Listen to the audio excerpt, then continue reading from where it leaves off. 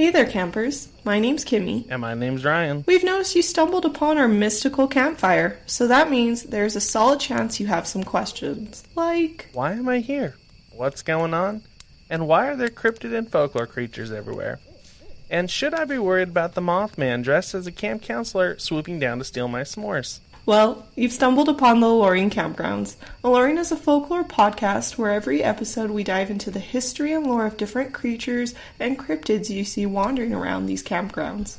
And during each episode, we discuss the sightings, encounters, poems, history, fun, facts, and pop culture focused on our campfire topic that week. We hope through shared experience we can learn and make light about all the unknown corners of the universe. So come take a seat around the campfire, make yourself at home, and listen to Aloreing Today anywhere podcasts are heard. Or watch videos on YouTube, or even go to our website, aloreing.com. That's ALOREING.com. I'm Felicia. And I'm Ian. And we are the Paranormal Lovers.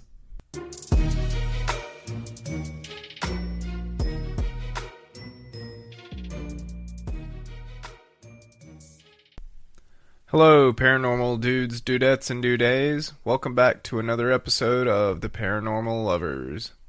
What did you love about this week, baby? Oh, I'm going to have to think about that one for a second. I didn't really do much but work this week. Patty got to go back to school. We got her enrolled for soccer shots, so that's probably it. Yeah. Because she loves doing soccer, and she's really excited to do that. I love the shirt you bought me. That's a cool shirt. I love it. Oh, the Homer Simpson shirt I got you as an early Father's Day gift. Felicia got me some Father's Day gifts, and the shirt she got was really cool. Also, Diablo 4, Off the Chains. I don't know if I'll be able to let Patty play much of it, though. It's a little I told you just got to skip the cutscenes. Just skip the cutscenes. Yeah. You don't have to watch the cutscenes to watch the show. It's like the best part of it. It's the best part of it for you, but if it's not appropriate for the child, then you just have to wait and watch them when you're by yourself. But I love me some Diablo. It should be a good game to play. It's a big game. So yeah. It'll be a long one. Good. Yeah. Alright, this week we're gonna, it's episode 24. Doo-doo-doo. And we're gonna talk about the Beast of Bladenboro. Finally. Okay, imagine this, baby. It's right after Christmas. Everyone's gathered around for New Year's on a cold winter day. The sun is about to go down, and you're outside barbecuing. All of a sudden, you see a dark, shadowy figure lurking in the woods. It lets out a scream as it drags your dog into the woods. Oh no, see, it's gonna die. Right? Don't touch my dog. In 1953, in a town called Clarkton in Bladen County, a legendary creature emerged. Bladenboro was a small community on the southeastern edge of the Piedmont of North Carolina. The land was surrounded by massive pine forests and lowland swamps. The town would become widely known for the creature that lurked there, the Beast of Bladenboro. As I said before, the story begins in Clarkton on December 29th, 1953, when a woman who lived there heard her dogs barking. She thought nothing of it until they also started whimpering and whining, as if something was wrong. As she started out of her house to see what the fuss was, she said that she seen a large cat-like creature rush off into the woods. Now, this was the first sighting of the Beast of Bladenboro. 2 days later, the creature would shock the community and instill a terror upon the town. Trigger warning, like, this is, like, kind of brutal. So, Okay. if you don't hearing about, like, guts and gore and stuff, don't, Just skip ahead, like, I don't know, 10, 15 just minutes. skip to the next episode, because this one's, it's pretty brutal. Oh, crap, what did I do? Oh, no. You're good. 1 second. I just funny, 'cause I highlighted always a bunch thought of my notes. Beast of Bladenboro, you can just like tap off of it to the side. Yeah. I always thought it was a wolf, Right. like a werewolf. I didn't expect it to be a cat-like creature. Well, it's kind of questionable, but you'll see as I get into it that it's kind of weird. You know me, I'd be getting eaten because... Right. Yeah, my wife would get eaten. What, didn't I like a lion one time at a zoo? You did when we went to the Knoxville. It was the Knoxville Zoo. I wanted to pet the kitty. Its ears twitched. Its ears did twitch. He didn't want none of my shit that day. Okay, so 2 days later, the creature would Okay, I read that part. On New Year's Eve, a call came in to the local police chief, Roy Fors, telling him to come out to the Woody Storm farm to investigate. 2 of Storm's dogs had been brutally ripped to shreds by something. Their heads had been ripped off and the skulls crushed. But the strange part was that it seemed to them that all the blood from each dog's body was gone. Had been completely drained. Oh, shit. Pretty Don't spooky. like it. It's kind of real vampire-ish, Which, I guess. yeah, but then again, well, maybe you'll talk about it, but, like, you would think if something gets its head ripped off, it's gonna bleed out. It will, but the blood would be there. So the blood wasn't there. The blood wasn't there at the scene. Interesting. So they found decapitated dog bodies that were drained of blood, but no blood at the scene. Right. At least not that amount of blood at the scene. Right. Okay. Yeah, you would figure there would be, like, blood everywhere. Yeah, that would be a lot of blood, because it's a farm, so these aren't small dogs. So that's the baffling part of this. And it must have been a big animal that done this, considering how powerful it had to be to do this kind of damage. Yeah, because these are dogs that are trained to protect wildlife. That's what they're trained to do, is fight something that wants to hurt them. Well, I didn't find anything where it said it was a small or big dog, but there was lots of them, so I would imagine a little of both. But we'll get into that. So, Storm's dogs were not the only dogs in the low-lying community that were attacked on that day. More reports came streaming in. DG Pate said he watched from his service station. That's gas stations for young whippersnappers. As the beast attacked a dog and then dragged it off into the woods. Oh, God, that would be terrifying. Yep. You say Pate? Yeah, DG Pate, P-A-I-T. Oh, okay, so it's a different spelling than the Pates over here. Right. Gotcha. I know, I was going to ask my neighbor about that. People caught glimpses of the animal here and there. They described it as 3 feet long, 20 inches high, and had a long tail on it with a cat's face. I wonder if it was a wampus. I don't know. Could have been a wampus cat. Because I feel like wampuses... One of our earlier episodes was on a wampus cat. Yeah, and this episode 9. This is about the area that the wampus cat would be in. Interesting. Some people from the community reported hearing the creature's blood-curdling screams, saying that it sounded like a woman with a knife stuck in her back. So a mountain lion, a.k.a. a wampus cat. Maybe. I mean... Because that's what I've always heard, is that a mountain lion sounds like a woman screaming. It could definitely... I want to say it could rip a dog to shreds. Oh, easily. But we'll get into it. Okay. Okay. On January 1st, 2 more dogs were found utterly torn to pieces.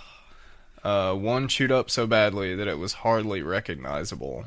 The next few days, the town was terrified. Sure. More dogs were found mutilated. The police chief was befuddled at what was killing these dogs in such a brutal way, so he decided to order an autopsy on one of the animals. And if anybody wants to know, those are actually called necropsies. Necropsy, yeah, it's a necropsy. It's a nice autopsy on an animal. Yeah. It was determined that it was a big animal of some sorts, eating on the animals. The autopsy did astonish the chief when it found that the animal was drained of every drop of blood, though. That is weird, because it also made me think, like, wild boars. There's wild boars in North Carolina, too, so it could have been boars, but boars aren't drinking the bloods of other animals. No, and I'm not sure if the Wampus cat would neither. No, I don't feel it, because I feel like the Wampus cat just ate some chicken. Right. Like it was just eating chickens and going on about its business. My thoughts were vampire or lichen, because those two would drink the blood of their victims. More the vampire than the lichen. Yeah, the vampire would drink the blood of their victims. I think lichens just enjoy it. It's just part of the meal. Right. You know what I mean? Like, you get blood in your steak. They're getting blood in their steak. Yeah. The following days, other animals were found. Cows, hogs, chickens, and goats. Jeez. Yeah. Every one of them killed with the same MO. Crushed heads and drained blood. Crushed heads and drained blood. Right. Ugh. The police chief Fours knew what the animal looked like. 3 to 5 feet long, bushy hair, a long tail, a large head with long fangs, pointed ears, and resembled a bear or a panther. So a mix between a bear and a panther. See, it does make me it makes me wonder, because, like, it almost sounds like a saber-toothed cat. Almost, yeah. And I'm like, is there some previously extinct version of a saber-toothed cat in the area that's come back? Could be. Like, what? So he decided to call in the cavalry. A hunting party from Wilmington, North Carolina was called to see what or if they could find this gruesome beast. The hunters immediately found tracks of the animal in question. They were the size of a silver dollar, just about as big as a bear's, with long claw prints, 2 inches long. That's pretty. Yeah, I'm sitting here like with my fingers, like, that's pretty big. I don't know if you remember the silver dollar, but it's pretty big. See, I'm confused, because, like, I want to say there's 2 different types of silver dollars. I feel like there's the metal silver dollars, which is like a big coin. Yeah. But that's just not as big as a bear's paw. Right. But then there's also a silver dollar bill. Right. Which is like, it's just got like some special fancy writing or something on it, I think. Now keep in mind, this was just from my sources, so like, it's not like... But if it was a silver dollar bill, which is like 6 inches long, that makes a lot more sense. Like, holy shit, that's a big animal. Right. I guess the important part was the claws. Like, yeah, the 2-inch claws were 2-inch long claw prints. That's a lot. That's big for any animal, really. It is big. I mean, I feel like grizzlies probably have 2 or 3-inch claws. Most bears probably do. Sure, yeah. But, like, I mean, there's no deer or anything out there. I'm trying to think of, like, what we have around here that would have claws that long, and other than maybe a mountain lion. Right. Well, the hunters found the tracks, and they said that they were just about as big, or, they said that the tracks were found super deep in the swampy mud, indicating that the animal must weigh a lot. Oh, so they were, like, deep down they were embedded in the ground. Embedded in the ground. So, which also, you're walking through the swamp. Yeah, it'd be easy to sink, but still, that's a heavy animal. And this is interesting too. They said they tried to track the animal using dogs, but the dogs refused to follow the scent. Yeah, no, they were like, sir, this thing has just killed so many of my species, and you want me to go follow it into its den? Excuse me. It's like they knew, like, no. It's like when I'm trying to get Star to go outside in the morning. She's like, hell no. No, it's cold out there. I don't want to go. So these dogs were like, fuck you, buddy. Yeah, pretty much. So on January 15th, something even more terrifying happened. The beast had tried to attack a human. Oh, no. On the evening of the 5th, Mrs. C.E. Kinslaw was hanging baby diapers on her front porch. Okay, kids, just so you know, baby diapers weren't always disposable. Right. You can still buy fabric diapers. Cloth you just ones. wash them. Yeah. It's amazing. Sorry. I just had to let the young ones know. Go ahead. She heard the sound of whimpering dogs. As she looked up from hanging a cleanly washed diaper, there it was, the beast of Bladenboro. It was walking not far from the woods around their house.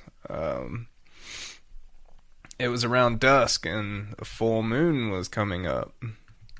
It didn't take long for her to realize that the beast was stalking her. Oh, no. Being a new mother, she screamed and went running back inside as fast as she could, locking the door behind her. When her husband heard the scream, he grabbed his shotgun and headed out on the porch to shoot the beast. Only to find more paw prints and hear another blood-curdling scream let out by the animal as it got away. So she was a freshly new mother. Yeah, she was like 21.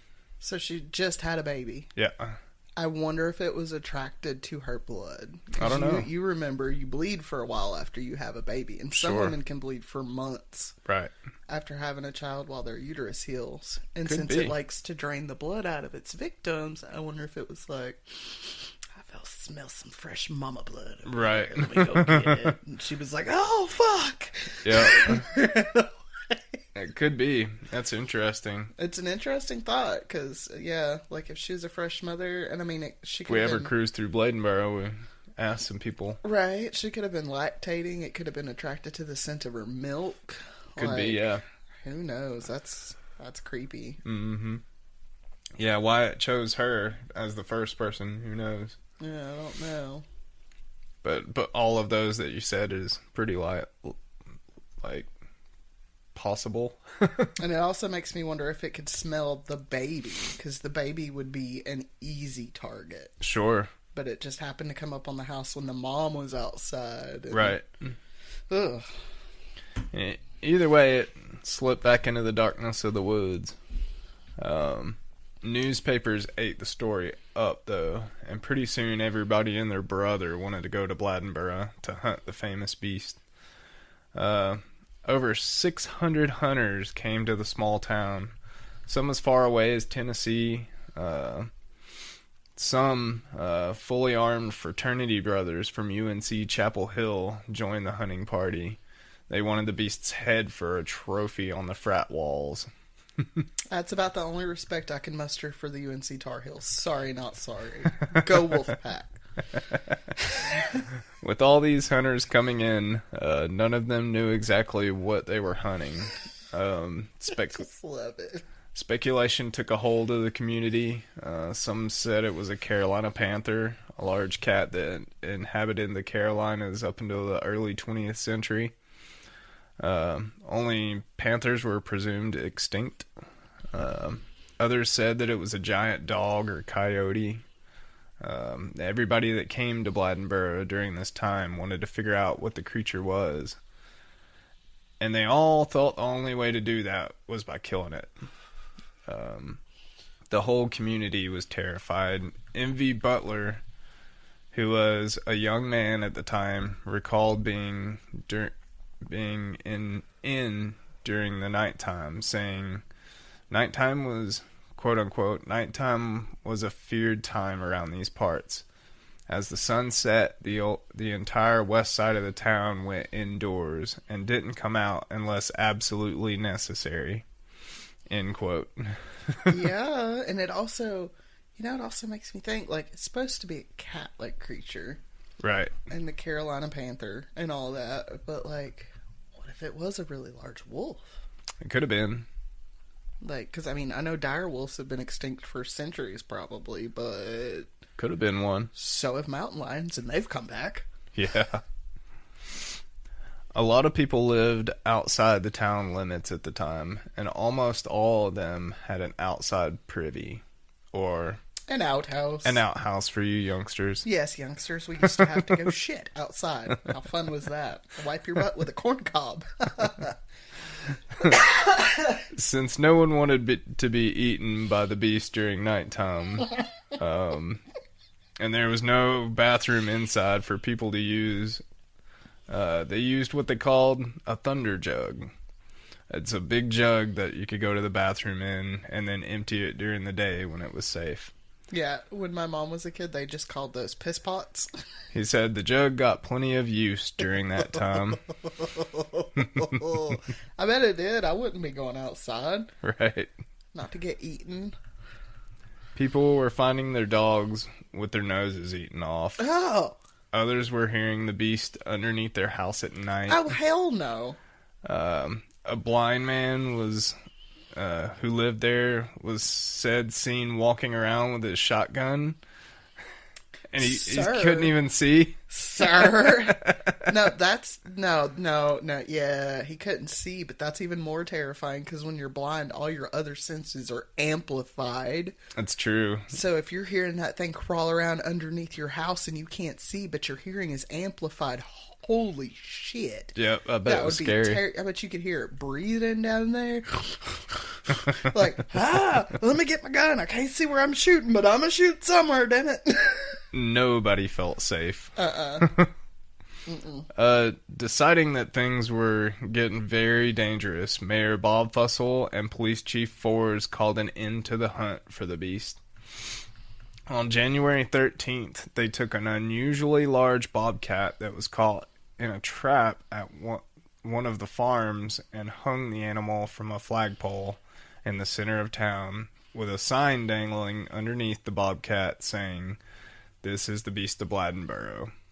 It's not, though, because bobcats don't drink blood. No. What the... Like, that is like one wild animal I've actually seen around here is a bobcat, and they just kind of like look at you and they're like, oh fuck. Yeah, one thing I watched on YouTube that showed some people from Bladenboro, there was a lady on there that said, I don't think it was a bobcat.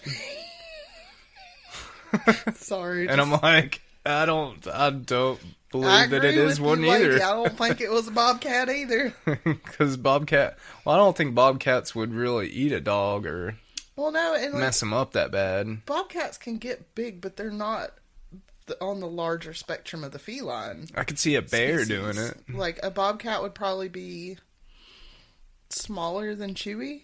Right. Like, it's not going to be a massive... Yeah, a bear. It's not going to take out several dogs in a day. But then again, we also have the experience of the bears not giving two flying fucks about our dogs, so... Right. Like, it's not a bear, it's not a bobcat. Right. It's possibly a mountain lion, but why is it draining the blood? Right. Where did the blood go, Bill? I don't know. Or is it possible that it was a extremely mentally unsound human? Could have been. Because everybody wants to be like, oh, it's a beast. Oh, it's a beast. Oh, it's a beast. But is it? Right. Or is it just a really sick human? Yeah. Which is like almost more terrifying. Yeah. Honestly. Because like... For sure. We ain't supposed to be like that. No. So, time passed. A week or two went by before the town finally calmed down. All of the hunters disappointedly left town, and the Beast of Bladenboro attack reports stopped coming in. Whether the Beast of Bladenboro was a bobcat, a panther, a vampire, or a lichen, nobody will ever know. It seemed to have vanished back into the darkness of the woods and swamps from whence it came. Many stories of the Beast of Bladenboro have been passed down to their kids in the area. just a kind of a stay out of the woods sort of story. Right. Yeah. You know? So we'll have to do with our kid if she ever wants to go off doing some stupid shit with a bunch of other teenagers in the middle of the night. Girl, that beast of Bladenboro's gonna get you. You better watch out. Tell little Jimmy to keep his hands off. The Scare Network .tv has a documentary on the beast. YouTube has one called The Big Hairy Beast of Bladenboro. And Vimeo has one called The Vampire Beast of Bladenboro. But the locals have even hold a annual Beast of Bladenboro festival with good food and fun events. Nice. But in the end, the beast would become a legend among this community, and still is one of the most terrifying stories around. Mm-hmm. Tell us what you guys think. I'm not okay. Tell me what it is. You know what it makes me think of? What is it? Have you read Dean Koontz's novels, The Watcher? No. It's the one where there's two animals in a secret government facility. One of them is like this weirdly mutated, kind of like we saw in that preview on Netflix where they like put a bunch of DNA together. Mm-hmm. It's like a bamboo human, like pig thing. A hybrid? Yeah, it's this really nasty hybrid that was meant to be a weapon in a war. Right. And that and a golden retriever that's really fucking smart escape. And then he like hunts that golden retriever for years. Mm-hmm. But in that book, there's a lot of shit like that. Right. Which like, Dean Koontz, did you like use some inspiration from the Bladenboro? Of Bladenboro for your book, The Watchers? Because if you did, that makes sense. Holy shit, it's great. Stephen King also had one. What is it? The Sleepwalkers. Sleepwalkers, where they were like cat humans. Oh, I don't know. You remember? I remember, like, we had it, but I don't think I ever saw it or read the book. Mom's got it. You'll have to check it out. I remember Tommyknockers. Yeah. Tommyknockers is a great movie. Tommyknockers is good. Yeah, that was quite interesting. A little terrifying. Yeah, it's very terrifying. Very sickening. When I got to digging into it, I'm like, oh, I know. God. This is one that I'd been talking about for a while. I know you were like, I want to do something, and I was like, why don't you do this one? You were like, okay. Sorry. Makes me want to go outside and bring Chewy in the house. Shit. Right. That is real, and it just stopped. Let us know if you guys got any terrifying stories from the woods. We want to hear them. Oh, for sure. Like, if you've ever been out and you think you heard something or you saw something and I don't know. See, and you keep talking about, I want to go hang out in the woods. I don't want to go hang out in the motherfucking woods. Take me to the beach.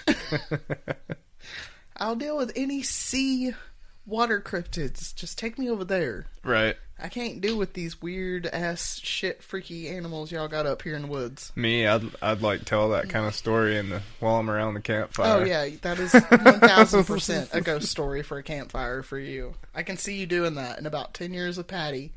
Just gonna come home and be like, Mom, Daddy told me a scary story while we were camping and I couldn't sleep and then I heard stuff all night long. I'm going to be like, well, your daddy can't take you camping anymore. All right, guys, we appreciate you joining us again for another week. If you would like, you can follow us on Instagram at The Paranormal Lovers. Come on over to YouTube and find our videos at The Paranormal Lovers as well. And we are trying out some video this week. I'm going to tweak on it and do some editing and see if we like it. If we do, we'll post it. If not, you're getting another audio video. Sorry, right. Not sorry. We'll get there. Yeah. You can send us an email at theparanormallovers@yahoo.com. If you want to request something, tell us to eat shit, just say, hey, whatever. Come on over and hang out. And we will see you guys next week. Bye. Bye.